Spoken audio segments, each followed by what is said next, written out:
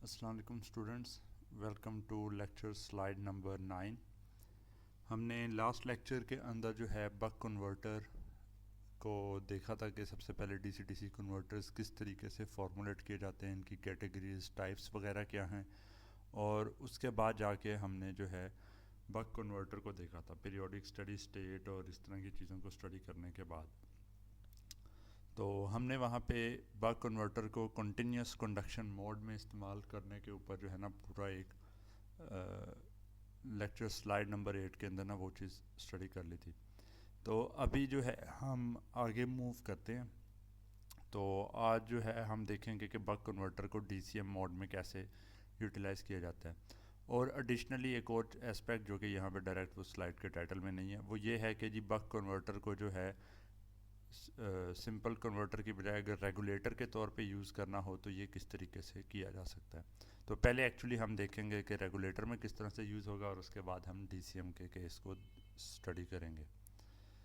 तो हमारे पास जो है बक कन्वर्टर को रेगुलेटर कैसे उसकी रेगुलेशन की जा सकती है, नेड मोहन के चैप्टर नंबर जो है ये 7 के अंदर ये सर्किटरी और कॉन्सेप्ट जो है ये एक्सप्लेन्ड है। तो हमारे पास क्या है कि जी हमें एक सिंपल कन्वर्टर को जब रेगुलेटर में कन्वर्ट करना है तो ऑफ कोर्स हमें एक फीडबैक मैकेनिज़्म इस्तेमाल करना पड़ेगा। ये सारा एस्पेक्ट आपके पास कंट्रोल का एस्पेक्ट है, जो कि कंट्रोल के अलहदा आप पूरा एक एमएस पीएचडी के अंदर भी जो है कोर्सेज आपने पढ़ रहे हैं या पढ़ चुके हुए हैं, तो वहाँ से आपको बेहतर तरीके से इस चीज़ का भी आइडिया हो जाता है कि जी कंट्रोल सिस्टम्स किस तरह से इम्प्लीमेंट होते हैं। तो यहाँ पे मैं स्पेसिफिक जो है ना ये कि उसका कौन सा एलिमेंट हमारे पास यहाँ पे यूटिलाइज हो रहा है उसको डिस्कस करूँगा। तो सबसे पहले हमारे पास क्या चीज़ है कि जी यहाँ पे एक इनपुट वोल्टेज सप्लाई है, ये हमारे पास एक पावर मॉसफेट लगा हुआ है जो कि स्विचिंग के लिए, ये एक डायोड है, दोनों मिलके single pole double throw switches बना रहे हैं। और हमारे पास इंडक्टर लगा है, कैपेसिटर जो कि एक low pass filter stage of the buck convert DC DC converter हैं, और एंड पे लोड लगा हुआ है। तो अब जहाँ पे जो एडिशनल चीज़ें कुछ एक शो की गई हैं वो ये है कि यहाँ पे जो मॉसफेट आपके पास है उसके गेट को कनेक्ट किया गया है एक ट्रांजिस्टर गेट ड्राइव सर्किटरी से। तो ऑफ कोर्स आपने अगर इसको ऑन या ऑफ करना है तो कोई ना कोई आपके पास गेट ड्राइव सर्किटरी या ट्रांजिस्टर लेवल गेट ड्राइवर आपके पास सिस्टम इस तरह का होगा जो कि इसके क्रॉस करंट इसको सप्लाई करेगा गेट चार्ज कर्व के हिसाब से ना, चार्जेस सप्लाई करेगा। यहाँ पे हमारे पास था Q और इधर थी हमारे पास VGS। ठीक है, तो ये आपने सारा जो है ना इसको स्टडी कर चुके हुए हैं हम के पावर मॉसफेट के केस में किस तरीके से ना ये चीज़ें आती हैं। तो अब ये जितना भी चार्ज सप्लाई करना था, कितनी देर तक सप्लाई करना है और क्या वोल्टेजेस इसके क्रॉस किस तरह से आएंगी, तो ये सारा का सारा जो एस्पेक्ट हमारे पास था वो इसकी ज़िम्मेदारी है। तो ऑफ कोर्स इसको ऑन या ऑफ़ करने के लिए फिर ना ये वाली लॉजिक बीच में यूटिलाइज हो रही होगी, और ये ऑप्टिमाइज्ड है इसको ऑन या ऑफ़ करने के लिए। ठीक है, तो सेकंड जो हमारे पास एस्पेक्ट है वो ये है कि जो आउटपुट हमारे पास वोल्टेज है उसको हमने सेंस करना है। मसलन अगर आपके पास इधर 10 वोल्ट आ रहे हैं और आपका टारगेट है कि आउटपुट के क्रॉस आपके पास जो है ना 5 वोल्ट आएँ, तो ऑफ कोर्स आपके पास अगर चाहते हैं कि इसकी वेरिएशन के ऊपर जो है उसके बावजूद ये 5 वोल्ट ही रहे, तो आपको आउटपुट को सेंस करना होगा कि जी अगर जो है ये इनपुट साइड पे कोई चेंज आ गई है और वो चेंज इस तरफ को आना चाह रही है, तो उससे पहले आप यहाँ पे जो है उसको सेंस करके जो है स्टेबलाइज करना शुरू करेंगे। इसमें और भी काफ़ी किस्म के मतलब टोपोलॉजीज इसके अलावा भी हो सकती हैं। इसमें हम इंतज़ार कर रहे हैं कि जब तक इम्पैक्ट 5 वोल्ट का इधर नहीं आता तब तक हमारा लूप स्टार्ट नहीं होगा। आप ये भी कर सकते हैं कि एक और फर्दर फीडबैक जो है वो इनपुट साइड के लिए भी कर लें कि इनपुट अगर आपके पास चेंज होती है, ठीक है, और ये वाली इंफॉर्मेशन भी आप उसके अंदर ना किसी तरीके से इनपुट कर लें कि जी क्या ड्यूटी साइकिल दिया है, क्या हमारे पास इनपुट साइड पे वोल्टेज है, तो कितना हमारे पास जो है आउटपुट आ सकती है। उसकी बेस के ऊपर आप जो है ना प्रीएम्प्टिव तरीके से भी काम कर सकते हैं। तो मतलब ये थोड़े डिले के बाद ऑपरेट करेगा, लेकिन जो अगला है वो इमीडिएटली जो है इस अफेक्ट को यहीं पे रिमूव करने की कोशिश करेगा। पर खैर ये एडवांस्ड कंट्रोल सिस्टम्स के हिसाब से ऑप्शंस वगैरह हैं। तो इसको क्या होता है कि जी ये 10 वोल्ट था, ये हमारे पास 5 वोल्ट है। तो हमने जब इसको सेंस करते हैं, कोई सिस्टम लगाया हुआ है आपने, लेट्स से कोई इलेक्ट्रॉनिक सिस्टम ही है जो कि आपके पास लेट्स से इंस्ट्रूमेंटेशन कोई एम्पलीफायर लगाया हुआ है या इस तरह का कोई सर्किटरी है जो कि आपको बताता है कि जी ये वोल्टेज कितनी है। तो अब ये 5 वोल्ट के ऊपर हो सकता है कि वो सेंसर के अपने रजिस्टर्स चीज़ें लगी हुई हैं रेंज के हिसाब से, तो 5 वोल्ट के ऊपर गेन आपके पास हो सकता है 1 वोल्ट आ रहा हो। फॉर एग्ज़ाम्पल मैं ये इस तरह से कह रहा हूँ, तो 5 वोल्ट पे अगर 1 वोल्ट का गेन आ रहा हो, जिसका मतलब है कि एच ऑफ एस, अगर इसको लेप्लास में देखें, इससे कॉम्प्लेक्स भी ये फंक्शन हो सकता है, लेकिन ये सिंपली कांस्टेंट है 1/5। मतलब कि जो भी ये चीज़ सेंस करेगा उसको 1/5 वैल्यू यहाँ पे आ रही होगी। तो आपने इसके अंदर क्या किया है, फर्दर एक रेफरेंस वोल्टेज दी है। आपको पता है कि ये सेंसर का गेन कितना है, तो आपको पता है यहाँ पे अगर 1 वोल्ट आ रहा है तो इस साइड पे 5 वोल्ट है, तो आपने रेफरेंस दे दिया 1 वोल्ट, क्योंकि आप आउटपुट पे 5 वोल्ट रखना चाह रहे हैं। तो इस केस में क्या होगा कि अगर ये भी 1 वोल्ट है, ये भी 1 वोल्ट है, तो यहाँ पे एरर सिग्नल 0 वोल्ट्स आ जाएगा। जब एरर सिग्नल 0 वोल्ट्स है, ठीक है, तो ये जो सिस्टम है इसको पता है कि जी ये कि एरर जब ज़ीरो हो गया तो ये सिस्टम की जो वैल्यू वीसी की रह जाएगी उसी को फिक्स्ड कर देगा। वीसी क्या है, वीसी आपके पास एक pulse with modulator type circuit है कि जिसके अंदर वीसी की वैल्यू को लेट से आप 0 से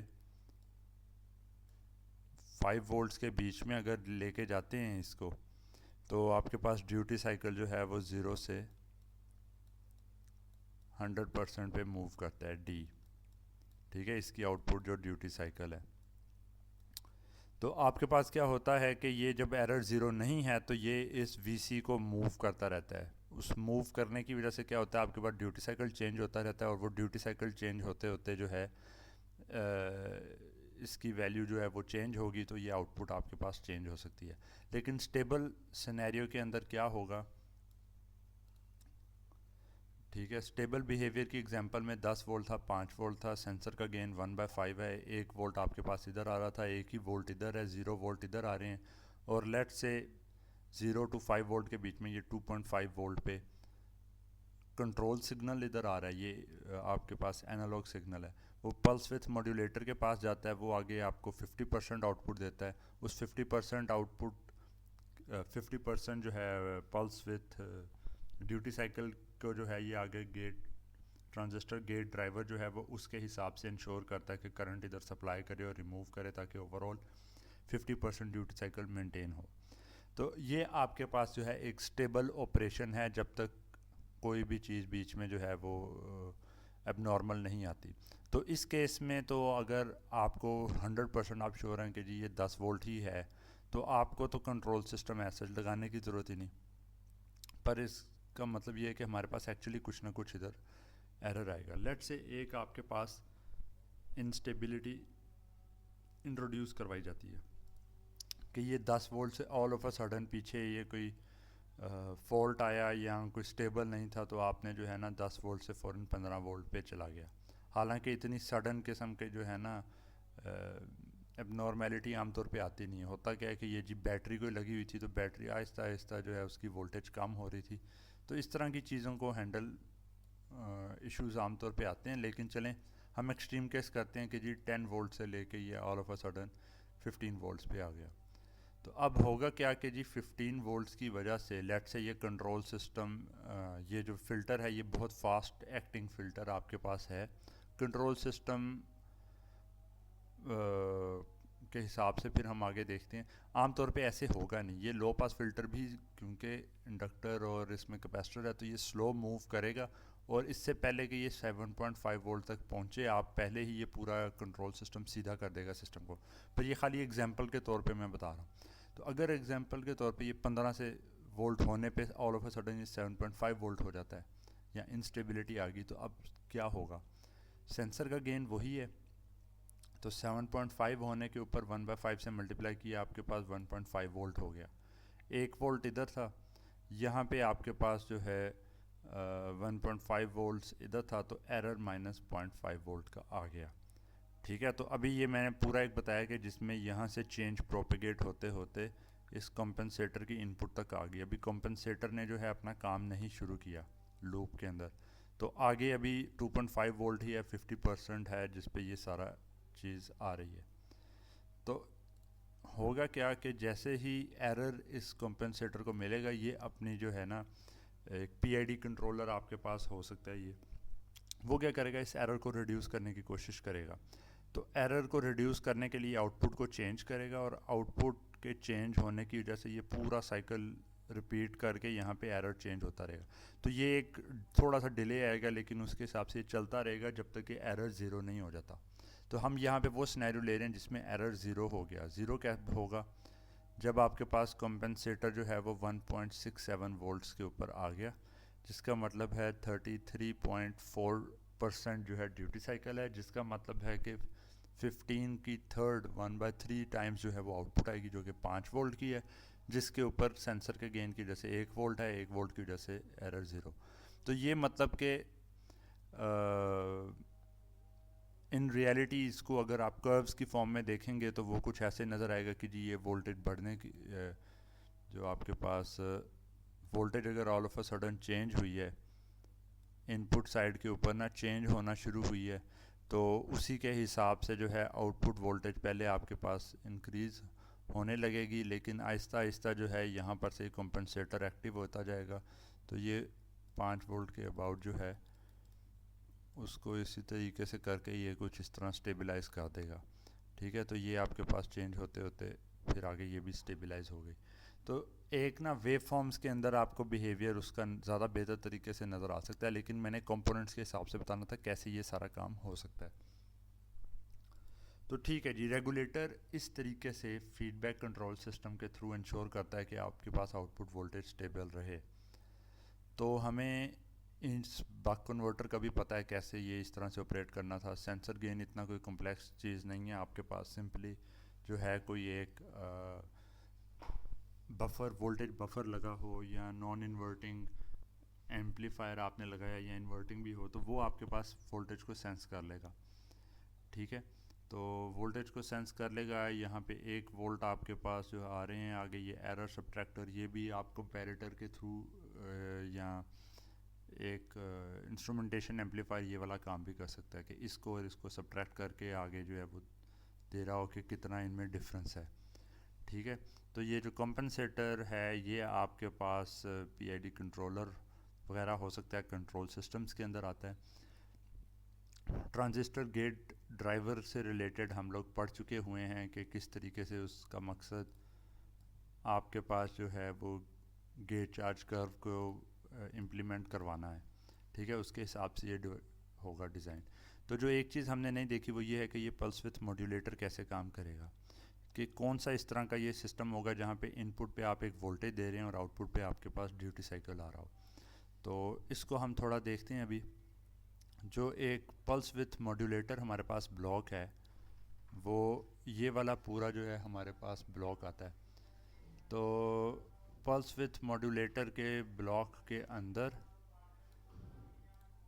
हमारे पास, अच्छा जी, तो ये पूरा आपके पास जो है पल्स विथ मॉड्यूलेटर का ब्लॉक है। इसमें क्या हो रहा है, जो वी सी ऑफ टी हम वहाँ से प्रोवाइड कर रहे थे, वो वी सी ऑफ टी हमारे पास इधर से आ रही है, और आउटपुट पे जो पल्स विथ वेव फॉर्म की वेव है वो यहाँ पे आ रही है। तो इसमें हो क्या रहा है कि आपके पास एक कंट्रोल का सिग्नल एक कंपैरेटर के पॉजिटिव टर्मिनल से कनेक्टेड है, और नेगेटिव कंपोनेंट से आपने जो है एक साटूथ वेव जनरेटर को कनेक्ट कर दिया, जो कि आपके पास इस तरह की साटूथ वेव फॉर्म जो है जनरेट कर रहा है। तो अब होगा क्या कि जब आपके पास ये दूसरी वोल्टेज एक कोई इस तरह से चेंज होती हुई आ रही है, तो ऑफ कोर्स ये इतनी फास्ट वेरिंग नहीं होगी। ठीक है, कि इतने चेंज ऐसे नहीं होगा कि एक ही जो साइकिल है उसके अंदर 3 दफ़ा चेंज कर रही हो, तो वो उसके तो कोई इम्पैक्ट नज़र नहीं आएगा। लेकिन हमारे पास यहाँ पे क्या होता है, इसको ब्लू कर लेते हैं, कि इन पॉइंट्स के ऊपर जो है ना कुछ हमारे पास जो है ना चीज़ें चेंज होती हैं। तो लेट्स से अगर वी कंट्रोल ऑफ सी जो है वो ज़्यादा वैल्यू है उसकी as compared to the sawtooth की आउटपुट, ये वोल्टेज अगर इस वोल्टेज से ज़्यादा है तो आउटपुट आपके पास पॉजिटिव होगी, और जब आपके पास जो है वी साटूथ की वैल्यू इससे ज़्यादा हो जाएगी तो आपके पास ये ज़ीरो हो गया। ठीक है, तो इस तरीके से आपके पास जो है ना ये एक फंक्शन पूरा इस तरह का बनता रहेगा कि वी सी ऑफ टी की वैल्यू को जितना बढ़ाते जाएंगे, अगर आप इस पीक के बराबर कर देंगे तो हमेशा आपके पास जो है ना ये आउटपुट ऑन रहेगी, ड्यूटी साइकिल 100 हो जाएगा। और अगर इस ग्रीन वाली लाइन को आप बिल्कुल ज़ीरो लेवल तक ले आएंगे तो उस केस में क्या होगा कि आपके पास तमाम टाइम तक जो है वी सी ऑफ टी जो है वो इससे कम रहेगा, तो आपके पास 0% ड्यूटी साइकिल आ गया, और उसके बीच की तमाम वैल्यूज़ जो हैं वो आप इसी तरीके से अचीव कर सकते हैं। तो ये स्लो वेरिंग सिग्नल के लिए यहाँ पे भी ये इसी तरह बना हुआ है कि ज़ीरो से एक मैक्सिमम वोल्टेज के बीच में ये साटूथ वेवफॉर्म जनरेट कर रहा है, तो उसी ज़ीरो से लेके मैक्सिमम के बीच में आपके पास ये जो कंट्रोल सिग्नल है जो कि कॉम्पेंसेटर से निकल रहा था वो भी उसी रेंज के अंदर वेरी करेगा। ठीक है, तो जो भी उसकी वैल्यू होगी उसके हिसाब से आपके पास एक ड्यूटी साइकिल जो है वो आता रहेगा। फ्रीक्वेंसी आपके इस सिग्नल की वही रहेगी जितनी फ्रीक्वेंसी साटूथ वेवफॉर्म की है। ठीक है, तो वहाँ पर से वो एलिमेंट आपके पास फिक्स्ड होगा, लेकिन उसके अलावा जो ये आगे वाला है बिहेवियर वो डिफरेंट आता रहेगा। अच्छा, तो क्योंकि जो है जो स्विचिंग फ्रीक्वेंसी वो साटूथ की वेवफॉर्म की जो पीरियड है उसके बराबर है, टाइम पीरियड जो है स्विचिंग टाइम इसके बराबर है, तो हमारे पास जो ड्यूटी साइकिल आता है टी ऑन आउट ऑफ कितनी देर तक ऑन है as compared to the total switching time, वो हमारे पास हो जाएगा control signal divided by maximum voltage. ठीक है, तो इसकी वजह से इसी की बेसिस के ऊपर यहाँ पे कहा गया था कि ये वी की वैल्यू कम या ज़्यादा होने के ऊपर आप ड्यूटी साइकिल कम या ज़्यादा कर सकते हैं। ठीक है, तो ये हमने इसको जो है ना अच्छे तरीके से देख लिया, लेकिन इसमें अभी भी एक ब्लॉक ऐसा है जिसके ऑपरेशन का हमें नहीं पता, वो है ये साटूथ वेव फॉर्म जनरेटर। तो अब ये साटूथ वेव फॉर्म हम कैसे जनरेट करेंगे, उससे पहले ये वही पिछली आपको यहाँ पे बताया कि वी एम अगर 5 वोल्ट है, वी सी 2.5 वोल्ट है तो 50% ड्यूटी साइकिल है, वी सी अगर 1.67 वोल्ट है तो ड्यूटी साइकिल 33.4% हो जाता है। अच्छा, जो अब साटूथ वोल्टेज जनरेटर था तो उसके लिए एक सैम्पल सर्किट हमारे पास यहाँ पे अवेलेबल है। ठीक है, तो ये इसमें आप वैसे ये चीज़ देख लें कि एक्चुअल बक कन्वर्टर जो है उसके अंदर तो कुछ भी कंपोनेंट नहीं लगे हुए। ठीक है, सिंपल कैपेसिटर और इंडक्टर लगा है, मॉसफेट और बाकी, लेकिन रेगुलेटर के लिए या इसको कंट्रोल करने के लिए आपके पास ब्लॉक्स के अंदर ब्लॉक्स हैं। ठीक है, तो काफ़ी ज़्यादा मतलब कि इलेक्ट्रॉनिक्स कंट्रोल का एलिमेंट रेगुलेशंस का वो सारा कुछ जो है उसी के अंदर इंक्लूड एक तरह से होता है रेगुलेटर को जब आपने जो है यूटिलाइज़ करना है। तो ये इसीलिए कहा गया था कि पावर इलेक्ट्रॉनिक्स में बाकी सारे जो है इलेक्ट्रॉनिक्स कंट्रोल और ये सारे एलिमेंट्स भी बीच में इंक्लूडेड होते हैं, और उन सारों का भी पता होना चाहिए ताकि बंदा ये स्टडीज़ को कर सके। अच्छा, अब यहाँ पे हमारे पास जो है ये एक रैंप जनरेशन के लिए एक सिग्नल जो है ना यहाँ पे आ गया। अब इसमें क्या हो रहा है कि हमारे पास एक करंट सोर्स लगा है I1 और एक हमारे पास कैपेसिटर है CT, और यहाँ से हमारे पास जो है एक ये हमारे पास डबल थ्रेशोल्ड वाला जो है ये एक ओप एम्प टाइप लगा है। ये इसको आप कंसिडर कर सकते हैं जैसे 555 टाइमर्स में भी कुछ इस तरह की ऑप्शंस होती हैं कि आप जो है उसको एक हाई और लो दोनों थ्रेशोल्ड्स के साथ जो है कंसिडर कर सकते हैं। तो ये उस तरह की एक सर्किटरी है। इसमें क्या होता है कि जी अगर आपके पास जो इनपुट वोल्टेज है यहाँ पे जो वोल्टेज आ रही है V, अगर तो वो वोल्टेज ये एक हाई इधर आपने थ्रेशोल्ड दे दिया, एक लो दे दिया, तो आपके पास क्या होगा कि अगर ये जो इनपुट है VI इसको कह देता हूँ मैं, अगर ये VI इस रेंज से ऊपर जाने लगता है तो ऑल ऑफ अ सडन, बल्कि मैं यूँ इस तरह से कर देता हूँ, ये कुछ चीज़ है, तो जैसे ही ये आपके पास इसको क्रॉस करता है हाई को, तो वोल्टेज हाई हो जाती है। ठीक है, जैसे ही ये क्रॉस करता नहीं, हाई को जब क्रॉस करेगा उस वक्त आपके पास वोल्टेज हाई हो जाएगी, और ये सर्किट के अंदर जो है दूसरे केस में जो है वोल्टेज वो आपके पास लो हो जाएगी। तो ये इसी तरीके से जो है ना ये इन स्टेजेस के अंदर मूव करता रहेगा। इसको हम ना केस बाय केस आगे देखेंगे, ये दो थ्रेशोल्ड्स को, कि किस तरीके से जो है ना ये ऑपरेट करता है। तो एक केस में जो है वोल्टेज हाई हो जानी है, दूसरे केस में वोल्टेज आपके पास लो हो जानी है। हाई थ्रेशोल्ड को क्रॉस करेगा तो ये हाई हो जाएगी, लो थ्रेशोल्ड को क्रॉस करेगा तो ये आपके पास जो है लो पे मूव कर जाएगा। ठीक है, इसको देखेंगे हम दोबारा। तो यहाँ पे हम आते हैं, यहाँ पर से हमारे पास एक करंट गुजरा है, एक CT हमारे पास कैपेसिटर है, और लेट्स से हमने किसी एक स्टेट के अंदर अपने आप को कंसिडर करना है।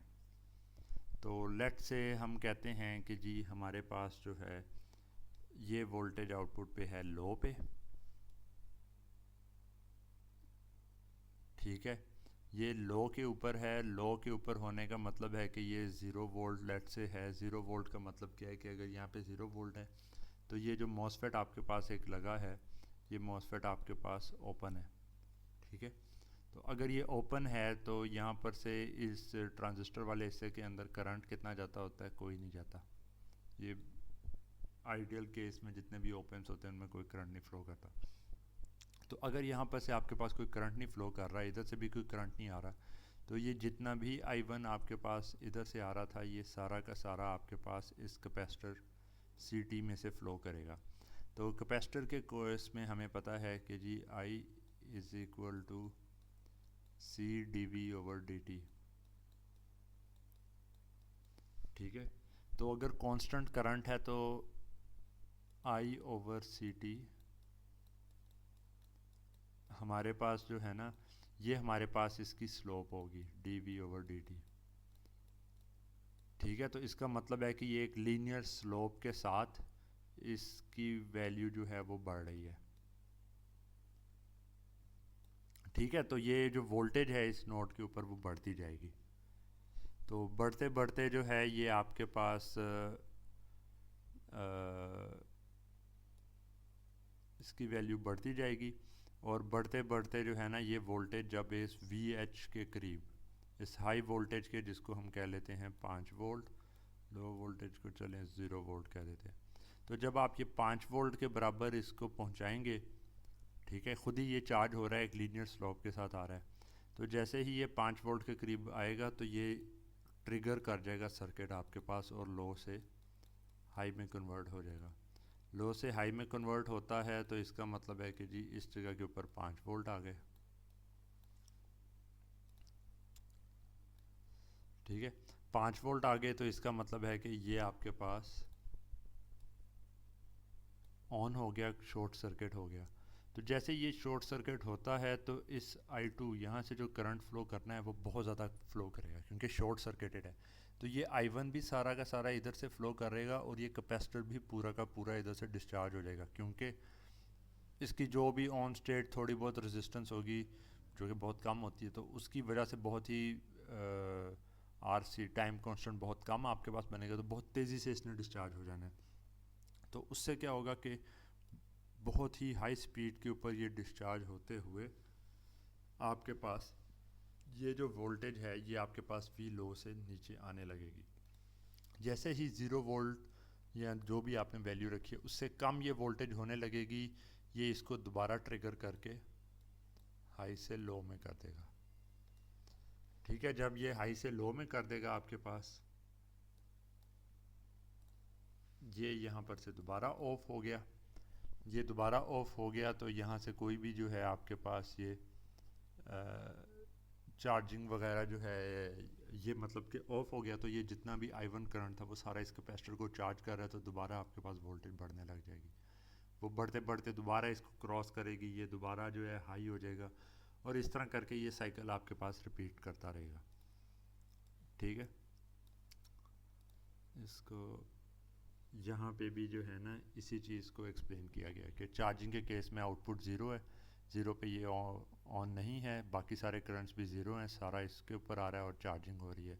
स्लोप करंट की है I1/CT।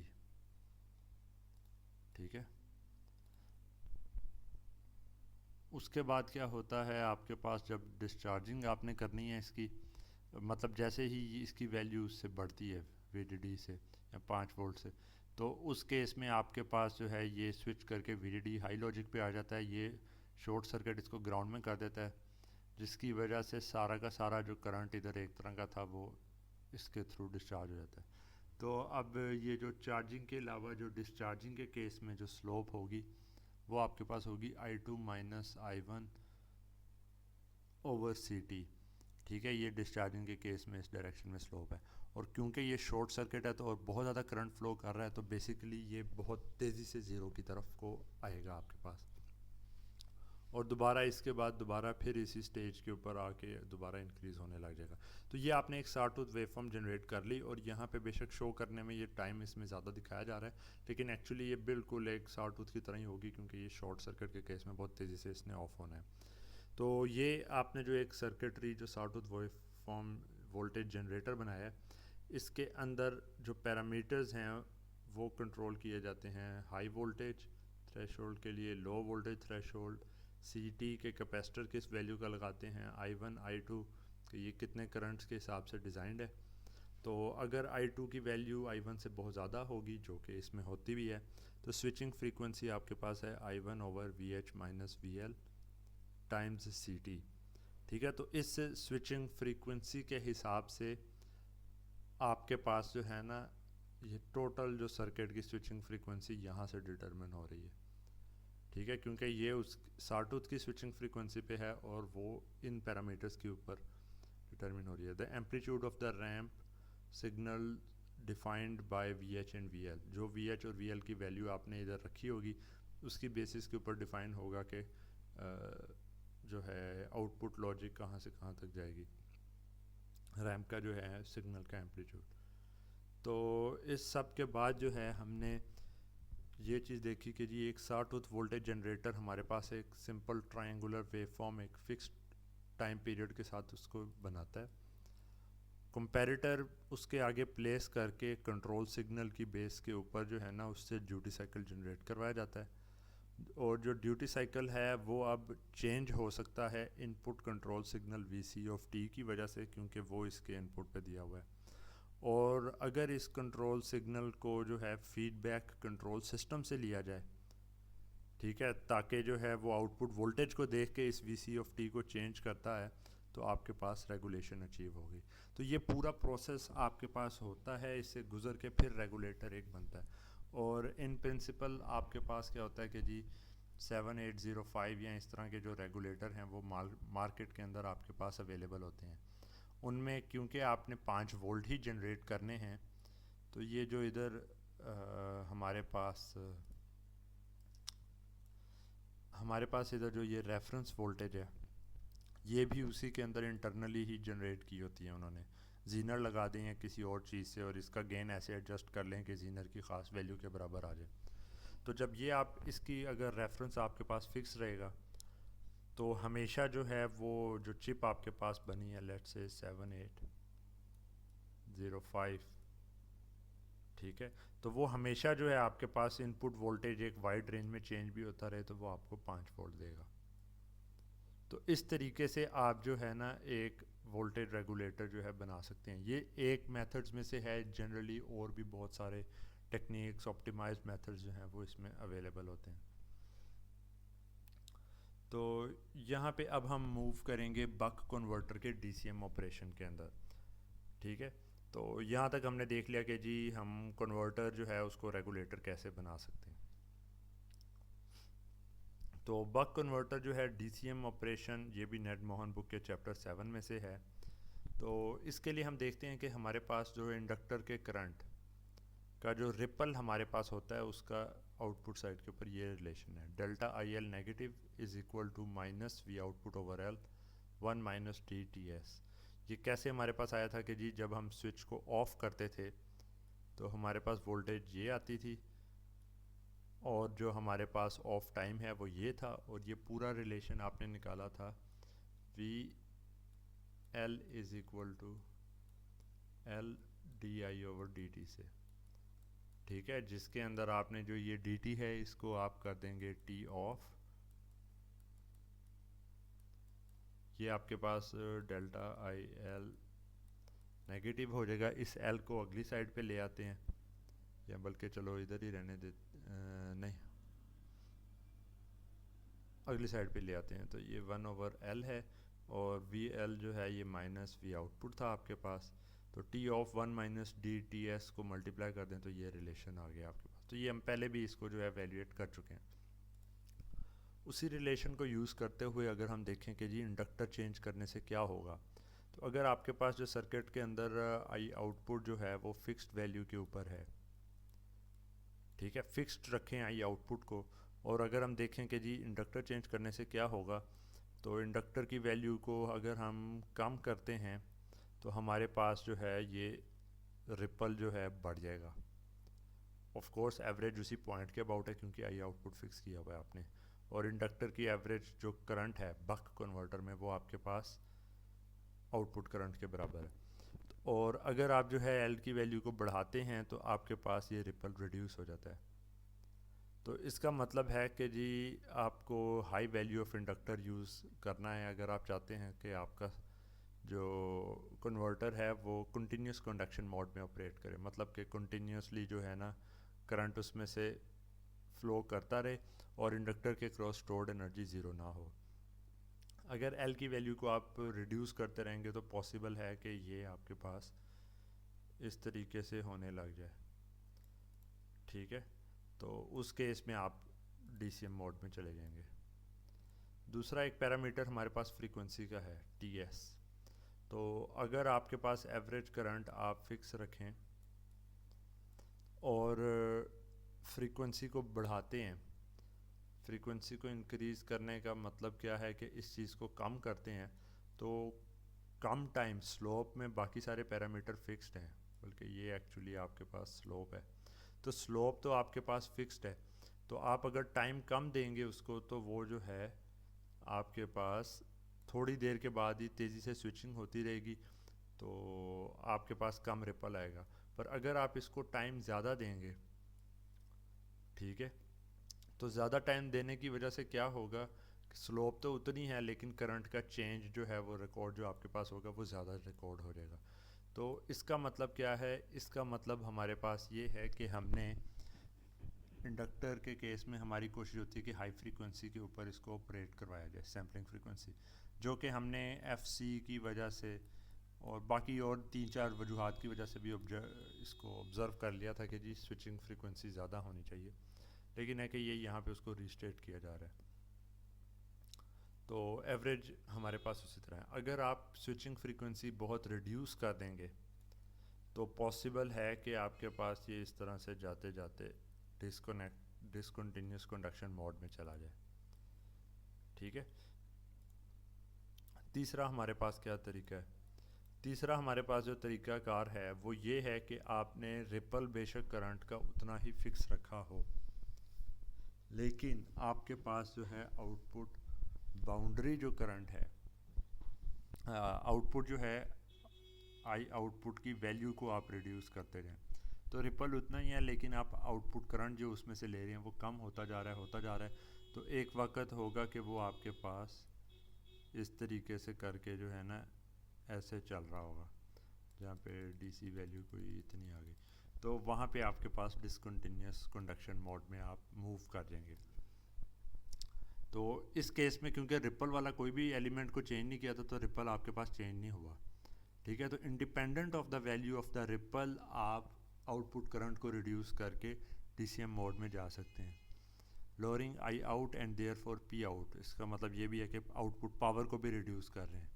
वी आउट आपके पास फिक्स है, डेल्टा आई आपके पास फिक्स है, लेकिन आप जो है पावर को रिड्यूस कर रहे हैं with we output I output को रिड्यूस करने की वजह से आपके पास पावर भी रिड्यूस हो रही है, तो दोनों चीज़ें इक्विवेलेंट है। उस केस में आप डिसकंटिन्यूस कंडक्शन मोड के अंदर मूव कर जाते हैं और इंडक्टर के अक्रॉस स्टोर्ड एनर्जी साइकिल के थोड़ी देर के लिए ज़ीरो के बराबर हो जाती है। तो इस केस में हम क्या देखते हैं कि ये चीज़ तो हमने वैसे पहले भी एवेल्यूएट इस चीज़ को कर ही लिया था कि हमारे पास जो है, जो इंडक्टर के आउटपुट के क्रॉस जो करंट है, ठीक है, वो है DC value of the inductor current. तो इसका मतलब ये है कि जी हमारे पास ये इंडक्टर करंट और आउटपुट करंट बराबर हैं। तो आउटपुट करंट अगर हम कम करने की बात करते हैं तो इसका मतलब है कि इंडक्टर के क्रॉस जो करंट है वो भी आपके पास रिड्यूस हो के नीचे आ रहा है। तो और अगर आपके पास रिपल बहुत कम है तो जो आउटपुट करंट है वो वी आउटपुट ओवर आर से डिटरमिन किया जाता है, और आप रिमेनिंग जो है वो जो सब्ट्रैक्ट करके रिमेनिंग जो पोर्शन है वो आपके पास कैपेसिटर की चार्जिंग डिस्चार्जिंग साइकिल के लिए भी आप उसको कंसिडर कर सकते हैं। तो हमने अब करना क्या है, हम करना ये चाह रहे हैं कि डिसकंटिन्यूस कंडक्शन मोड के अंदर रिलेशन निकालें कि इनपुट और आउटपुट का आपस में क्या रिलेशन है। जो हमने पहले रिलेशन निकाला था कि जी ये ड्यूटी साइकिल पे डिपेंड करता है, वो हमने निकाला था सिर्फ और सिर्फ सीसीएम मोड के लिए। तो डीसीएम मोड में कुछ भी इसका बिहेवियर हो सकता है। तो डीसीएम मोड में जाने के लिए पहले हम क्या करेंगे कि हम देखेंगे कि जी इंडक्टर के अक्रॉस बाउंड्री करंट हमारे पास जो है वो कितना होगा। मतलब ये किसी भी एक फिक्स कैटेगरी के लिए different value of V out, L, T S, D, इनके लिए डिफरेंट हो सकता है, लेकिन हम जेनेरिक केस में सॉल्व कर रहे हैं कि वो सिनेरियो जहाँ पे हमारे पास ये बिल्कुल बाउंड्री के ऊपर टच कर रहा है ज़ीरो को, लेकिन है कि उससे ज़्यादा मतलब स्टोर्ड एनर्जी बिल्कुल ज़ीरो होने ही लगती है, लेकिन अगला साइकिल स्टार्ट हो जाता है। तो एक्चुअली आप डीसीएम में जाते नहीं हैं, लेकिन ये उसकी बाउंड्री के ऊपर आप लाजमन मौजूद हैं। तो इस केस में हमारे पास, क्योंकि ये आउटपुट करंट से बेसिकली रिलेटेड था, लेकिन आउटपुट करंट और इंडक्टर करंट बराबर हैं, तो ये जो बाउंड्री करंट आपके पास आएगा इसको आउटपुट बाउंड्री या इंडक्टर बाउंड्री करंट कह सकते हैं। Critical current below which inductor becomes current becomes discontinuous. ठीक है, तो इसको हम कैसे निकालेंगे, इसको हम निकालेंगे इसी रिपल के रिलेशन के हिसाब से। Delta I L negative is equal to minus V output over L one minus D T S. तो यहाँ पे हमें नज़र आ रहा है कि जी ज़ीरो से स्टार्ट होकर इस तरीके से ये हमारे पास आ रहा है। अगर output current output boundary current से ज़्यादा है तो हम कंटिन्यूस कंडक्शन मोड में हैं, और अगर output current output boundary current से कम है तो हम जो है डिसकंटिन्यूस कंडक्शन मोड में होंगे। तो अब हमें ये करना है कि जी हमें फिर वैल्यू निकालनी है कि हमारे पास किसी भी केस में आउटपुट बाउंड्री करंट क्या होगा। तो वो हम किस तरीके से निकालें, वो हम निकालेंगे इसी रिलेशनशिप के हिसाब से। तो इधर हम क्या करते हैं कि जी हम ऐसे करते हैं, ये हमारे पास टोटल यहाँ पर आ गया। तो बाउंड्री के लिए हमने जो है ना इसकी एवरेज वैल्यू निकालनी है। तो एवरेज वैल्यू क्या होती है कि करंट का जो भी पूरा एरिया आपके पास आ रहा है यहाँ पे, उसको डिवाइड कर देना है टी एस से। तो ये हमारे पास टोटल एरिया जो है क्या आ रहा है, ये एक ट्रायंगल है तो इसका एरिया बनेगा हाफ बेस कितना है टी एस इंटू ऑल्टीट्यूड है आई एल पी। पर अगर करंट आई ओ बी निकालना चाह रहे हैं ना, तो इसमें याद रखें कि आपने इस एरिया को डिवाइड भी करना है टाइम ड्यूरेशन से। तो इसको डिवाइड करेंगे आप टी एस से, तो टी एस कैंसिल हो गया, तो हाफ आई एल पी आ गया, जो कि नज़र भी आ रहा है। ये ऊपर से नीचे बिल्कुल सिमेट्रिक ही जा रहा था, तो आधी वैल्यू इसकी होनी थी half of I L P. तो आई एल पी किसके बराबर है, I L P zero delta I L is equal to I L P minus zero. तो इसका मतलब है आई एल पी तो डेल्टा आई एल के बराबर ही है, ठीक है। लेकिन है कि ये बल्कि डेल्टा आई एल जो नेगेटिव होता है ना, delta I L negative I L P minus zero नहीं, zero minus I L P होगा, क्योंकि इस पॉइंट से इस पॉइंट तक जा रहा होता है, ठीक है। तो लेकिन इसकी वैल्यू नेगेटिव है, तो ये नेगेटिव साइन इस नेगेटिव साइन से कैंसिल हो जाएगा, तो हमारे पास आ जाएगा जी I L P is equal to V output over L 1 minus D T S. तो इधर क्या होगा, एडिशनल हमारे पास ये 2 से जो है ये टर्म डिवाइड हो जाएगी। तो इस सारे प्रोसेस को करने के बाद ये हमारे पास आ गया। वही I L B is equal to I O B यहाँ पर लिखा है, हाफ आई एल पी के बराबर है। पूरा उसको सॉल्व किया, सॉल्व करके half we output 1 minus D over 2 L F S, तो टी एस को नीचे करके एफ एस में लिख दिया। तो ये हमारे पास आ गया जी आउटपुट बाउंड्री करंट। तो मतलब है कि आपको अगर वी आउटपुट की वैल्यू गिवन हो, ड्यूटी साइकिल की फ्रीक्वेंसी और इंडक्टर की वैल्यू, तो आप बता सकते हैं कि जी बक कन्वर्टर के केस में आपके पास बाउंड्री करंट क्या होगा। और फिर फर्दर आपको अगर आई आउटपुट भी गिवन हो, लेट्स से आई आउटपुट मुझे गिवन है 3 एम्पेयर, ठीक है, कि लोड के केस में हम इतना ले रहे हैं। वी आउटपुट अब मैं रैंडम वैल्यूज़ पुट कर रहा हूँ, 5 वोल्ट है। ड्यूटी साइकिल आपके पास 50% है, 1 माइनस 0.5 आ गया। डिवाइड इसको 2 से करें, इंडक्टर आपके पास जो है 1 हेनरी है। फ्रीक्वेंसी आपके पास कितनी कर लें इसको, 2.5/2। फ्रीक्वेंसी आपके पास इसको ना 1 मिली हेनरी कर लेते हैं, ये 1 मिली है। और फ्रीक्वेंसी हमारे पास है 1 किलो हर्ट्ज़, 10⁻3। तो ये 10⁻3 मिली से कैंसिल हो गया, 5 × 0.5/2, ये हमारे पास आ जाता है 1.25 एम्पेयर। तो हमें पता चलता है कि हमारे स्पेसिफिक केस में 1.25 एम्पेयर से जो है ना ज़्यादा करंट होना चाहिए कंटिन्यूस कंडक्शन मोड के लिए। हमारे पास करंट है 3 एम्पेयर, तो हम कह देंगे क्योंकि जी I output is greater than I output boundary, तो हम कह देंगे कि जी हम हैं CCM मोड के अंदर। तो ये मतलब कि पूरा प्रोसेस है कि हमने जो रिलेशन निकाला है उससे हम इजीली आइडेंटिफाई कर सकते हैं कि हम कौन से मोड में हैं। पर अब इशू ये है कि यहाँ पे जो ये रिलेशन है ये ड्यूटी साइकिल के ऊपर डिपेंड कर रहा है। तो ड्यूटी साइकिल आपने जो है लेट से रेगुलेटर लगाया हुआ था, वो ड्यूटी साइकिल तो ऑटोमेटिकली सिस्टम डिटरमिन कर रहा था, ठीक है, इनपुट कितनी है उस हिसाब से वो चेंज इसको करता जा रहा है।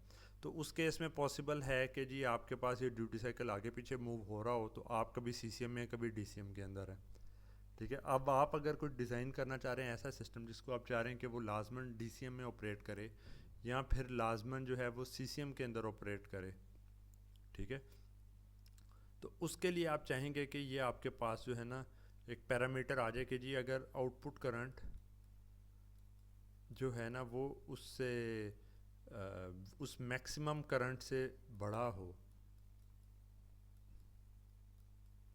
IOB मैक्स, तो आप कह सकते हैं कि कन्वर्टर ऑलवेज, या इसको मैं लिख देता हूँ ऑलवेज CCM, ठीक है। मतलब पिछले केस के अंदर जहाँ पे हमने अभी देखा था कि जी वो 1.25 एम्पेयर आ रहा था, वो आ रहा था हमारे पास ड्यूटी साइकिल की वैल्यू 0.5 के लिए, और आई आउटपुट लेट से हमारे पास उस केस में था 3 एम्पेयर। अगर हम कहते हैं कि जी आई आउटपुट हमारे पास 2 एम्पेयर था,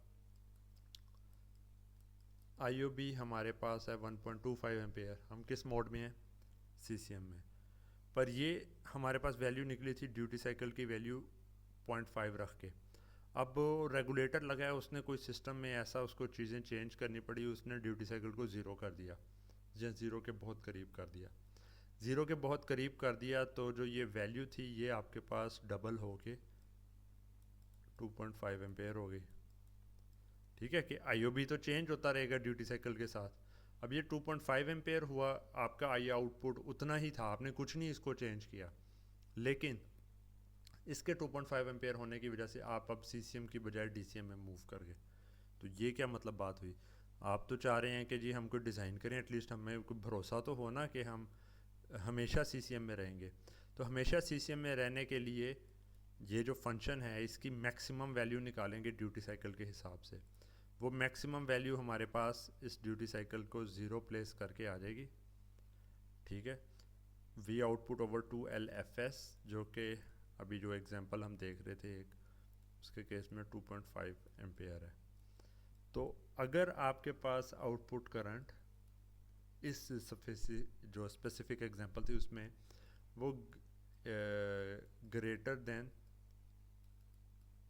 2.5 एम्पेयर होगा, तो हमारे पास जो है हमेशा CCM मोड ही होगा, कभी भी DCM मोड में नहीं जाएंगे, ठीक है। तो ये हमारे पास एक इम्पोर्टेंट पैरामीटर होता है। IOB और IOB मैक्स में आपको फ़र्क पता होना चाहिए। IOB function of duty cycle है, IOB मैक्स आपके पास मैक्सिमम पॉसिबल वैल्यू है उसकी। तो ये दोनों को जो है ना वैल्यूएट करके हम निकालते हैं। तो अगर लेट से हमारे पास करंट IOB मैक्स से कम है तो हम DCM मोड में IOB से अगर हमारे पास कम है इससे, तो हम DCM मोड में होंगे, ठीक है। DCM मोड के अंदर हमारे पास जो है क्या होगा कि जी अब ऑन केस के अंदर वोल्टेज उसी तरह V input minus V output है। ऑन आपने किया था, ये वाला शॉर्ट सर्किट हो गया, ये वन है, करंट इधर से फ्लो कर रहा है, ठीक है। इसके क्रॉस वोल्टेज देखेंगे, इधर V इनपुट है, इधर V आउटपुट है, तो VI माइनस V आउटपुट आपके पास इतनी DT तक जा रही है। और ऑफ केस के अंदर जब आपने यहाँ से इसको ऑन कर दिया, इसको ऑफ किया, इसको ऑन किया, तो आपके पास करंट इधर से फ्लो कर रहा है, ये 0 वोल्ट पे है, ये V आउटपुट है, माइनस V आउटपुट आपके पास आ रहा है, और आपके पास जो है ना ये रहेगा। लेकिन अब ये पूरे साइकिल तक नहीं रहेगा, बल्कि ये साइकिल के अंदर लेट से आपने एक टाइम रख दिया D1TS, ठीक है। तो उतनी देर तक जो है ना ये इस तरह से फ़्लो कर रहा होगा, लेकिन उसके बाद आपके पास इसमें से फ़्लो करता हुआ करंट ज़ीरो हो जाएगा। जैसे ही ये करंट ज़ीरो हो जाएगा, ठीक है, तो आपके पास जो है इसके क्रॉस वोल्टेज ड्रॉप ज़ीरो हो जाएगा। मैं इसको सही तरीके से बनाऊं, जैसे ही ये करंट ज़ीरो होगा ये डायोड ऑफ हो जाएगा, तो इधर आपके पास V आउटपुट थी, इधर भी V आउटपुट ही आ जाएगी। ये आपके पास एक तरह का ना शॉर्ट जिसमें से कोई करंट नहीं गुजरा, वो वाला सिनेरियो बन जाएगा। तो इस केस में जो है हमारे पास इंडक्टर के क्रॉस स्टोर्ड वोल्टेज जो है के अक्रॉस जो वोल्टेज आ रही है वो आपके पास ज़ीरो हो गई, ठीक है। तो करंट की फॉर्म में देखेंगे, इसी चीज़ को इंडक्टर से डिवाइड कर दें तो स्लोप है, ज़ीरो से हमेशा ये स्टार्ट होगा, पीक वैल्यू तक पहुंचेगा, स्विचिंग हो गई, रिड्यूस हो रहा है, रिड्यूस होते होते हमेशा ज़ीरो पे D1TS तक पहुंच गया, और उसके बाद D2TS वाले टाइम तक जो है ना इसके क्रॉस कोई करंट नहीं है, कोई वोल्टेज नहीं है, स्टोर्ड एनर्जी ज़ीरो। लेकिन इस चीज़ का ख्याल रखें कि बेशक यहाँ पे हमने इंडक्टर के क्रॉस स्टोर्ड एनर्जी ज़ीरो हो गई थी, आपके पास एक कैपेसिटर लगा है जो कि V आउटपुट के करीब चार्ज्ड है, तो उस केस में जो है ये कैपेसिटर है जो कि आउटपुट को जो है ना पावर सप्लाई करता रहेगा, ठीक है। तो आउटपुट को पावर जो है वो थोड़ी बहुत जो है वो मिलती रहेगी इस केस में। तो stored energy is fully released in the circuit after D1TS। तो अब इसमें हमारे पास इशू क्या है कि ये D1TS जो है ना ये निकालना इतना आसान काम नहीं है। क्यों इतना आसान काम नहीं है? उसकी वजह ये है कि आपके पास ये वेरी होता रहेगा, और ये सर्किट के अंदर इंडक्टर में इंटरनल पैरामीटर है, आपको आउटपुट से नज़र भी नहीं आना। तो इसको निकालने के लिए हम क्या करते हैं, सबसे पहले तो वोल्ट सेकंड बैलेंस से एक दफ़ा अप्लाई करते हैं। वोल्ट सेकंड बैलेंस था, यहाँ से यहाँ तक आपके पास वोल्टेज जो थी वो थी VI माइनस V आउटपुट, इधर आपके पास थी माइनस V आउटपुट और इधर ज़ीरो थी। तो ये पॉजिटिव एरिया था, ये नेगेटिव एरिया है। ये आपके पास टाइम में रहा है DTS तक, ये वाला हिस्सा रहा है 1 माइनस DTS तक, नहीं D1TS तक, सॉरी। तो इसको निकाले के दोनों एरियाज़ को बराबर करेंगे तो इसका एरिया क्या है, V I minus V output times D T S, और ये हो जाएगा एरिया निकालना तो उसमें ना ये माइनस वी आउटपुट है, ये इधर है, तो हाइट निकालेंगे वो वी आउटपुट ही बनती है, तो V output times D one T S हो गया, ये आ गया, दोनों को बराबर किया तो V output is equal to D over D plus D one times V input. तो इसको हम आगे लिख सकते हैं कि D one is equal to D V input over V output minus one. तो डी वन की एक्चुअली हमें यहाँ पे वैल्यू पता नहीं चली, ठीक है, कि हम तो आउटपुट निकालना चाह रहे हैं। तो आउटपुट हम कैसे निकालेंगे अगर जो है हमें ये डी वन नहीं पता, तो डी वन का रिलेशन के लिए हमें वी आउटपुट यहाँ पे पता होनी चाहिए। तो मतलब है कि ये एक टू वेरिएबल प्रॉब्लम है, इसमें वेरिएबल हमारे पास डी वन है और वी आउटपुट है, इनपुट पता है, ड्यूटी साइकिल हमने सेट करना है, हमें पता है। तो एक इक्वेशन के साथ आप दो वेरिएबल नहीं सॉल्व कर सकते, ठीक है, तो आपको एक सेकंड इक्वेशन भी चाहिए इसको सॉल्व करने के लिए। वो सेकंड इक्वेशन के लिए हम क्या करेंगे, हम निकालेंगे कि इंडक्टर का जो है हमारे पास एवरेज आउटपुट जो है एवरेज करंट के इंडक्टर का, जो कि आउटपुट करंट के बराबर है। तो उसको निकालने का हमारे पास क्या तरीक़ाकार है, वो तरीक़ाकार ये है कि I output is equal to, यहाँ पर से पूरा एवरेज का निकाल लेते हैं। आई आउटपुट की वैल्यू हमारे पास आएगी हाफ बेस इनटू अल्टीट्यूड। तो हाफ हमने किया, बेस कितना है हमारे पास, ये ज़ीरो से लेके टी एस तक का है, टी एस, और अल्टीट्यूड हाइट कितनी है वो हमारे पास है I L P. I L P हमें पहले ही पता है कि वो डेल्टा आई एल के बराबर है, ठीक है। तो बल्कि ये एरिया हमने निकालना है, टाइम्स एरिया है, बल्कि मैं क्या निकालने लग गया हूँ, रुकें ज़रा, पहले हम एरिया निकालें फिर हम दूसरी चीज़ों पे आते हैं। एरिया निकालना है, एरिया हमारे पास क्या आएगा, इसका area is equal to half base, इसके केस में है D plus D one, D plus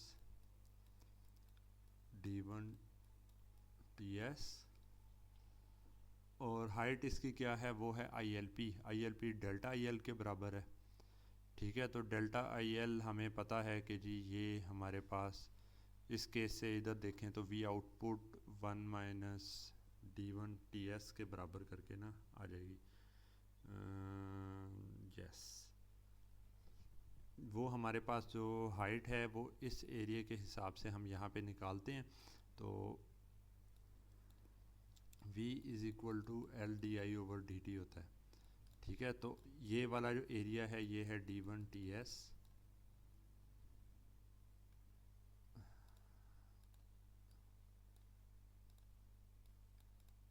आई L P over D one T S. जो वोल्टेज इस केस में है वो आपके पास जो है थी माइनस वी आउटपुट, ठीक है, उसको हम रिपल के हिसाब से वी आउटपुट ले लेते हैं डेल्टा के हिसाब से। तो I L P is equal to I L P is equal to V output D one T S over L, ठीक है। तो यहाँ पे जो है ये रिलेशन निकाला है v is equal to L D I over D T से हमने, तो ये हमारे पास आ गया। इसको हम यहाँ पे प्लेस कर देते हैं इसकी हाइट के लिए, ठीक है। तो ये आ जाएगा जनाब we output D one T S over L. तो ये हमारे पास आ गया एरिया।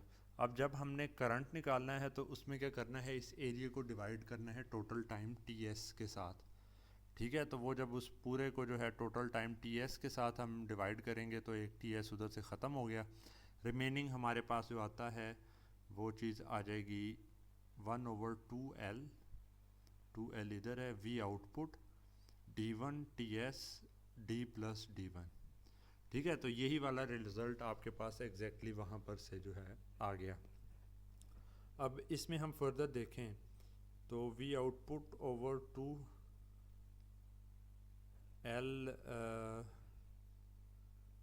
एल टी एस, इसमें अब मैं कैसे इसको इस D1 को इधर करके लिख देते हैं।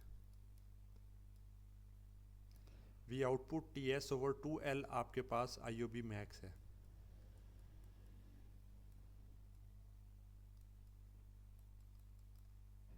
और टाइम जितना हो गया है, अब मैं आर्ग्यूमेंट्स हो जाएंगे, होपफुली ख़त्म हो जाते हैं अभी। तो ये आपके पास जो है ना we output T S over 2L जो है वो IOB मैक्स के बराबर है। तो इसी रिलेशन को आप लिख सकते हैं IOB max D plus D1 times D1। तो ये रिलेशन आ गया हमारे पास। अब हमारे पास दो इक्वेशंस हैं, इसके अंदर भी जो है ना आपके पास मतलब कि D1 दो रिलेशंस में आ रहा है। ओके, और दो रिलेशंस के अंदर आ रहा है, तो इसमें से D1 की यहाँ से वैल्यू निकाल के, बल्कि ये D1 की ये वाली जो वैल्यू है वो यहाँ पे हम प्लेस कर देते हैं, और इस पूरे रिलेशन को सॉल्व करके हम निकालते हैं। तो हमें पता चलता है V output over V input, जो कि CCM में खाली इतना रिलेशन था, V output over V input is equal to D duty cycle. अब हमारे पास आ गया है कि D is equal to V output over V input I output over IOB max. ये आई आउटपुट किधर से आया, हमारे पास ये आई आउटपुट है। ठीक है, ये सारा करंट जो है आउटपुट करंट के बराबर था। आई output over IOB max divided by 1 minus V output over V input. तो इसका मतलब ये है कि ड्यूटी साइकिल अगर आपने जो भी दिया है ना वो इस कॉम्प्लेक्स रिलेशन के थ्रू जो है ना पूरे सिस्टम के साथ रिलेट करता होगा। तो इसी को अगर हम प्लॉट करना चाहें, ठीक है, तो हम जब प्लॉट करते हैं रिलेशन को तो हमें पता चलता है कि जी हमारे पास जो है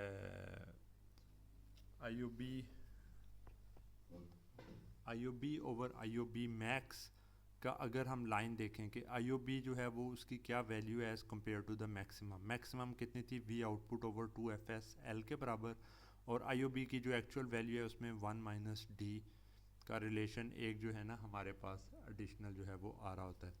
तो उससे हमें पता चलता है कि ये एक स्ट्रेट लाइन है जो कि बाउंड्री है, इस लाइन से ग्रेटर के ऊपर होंगे।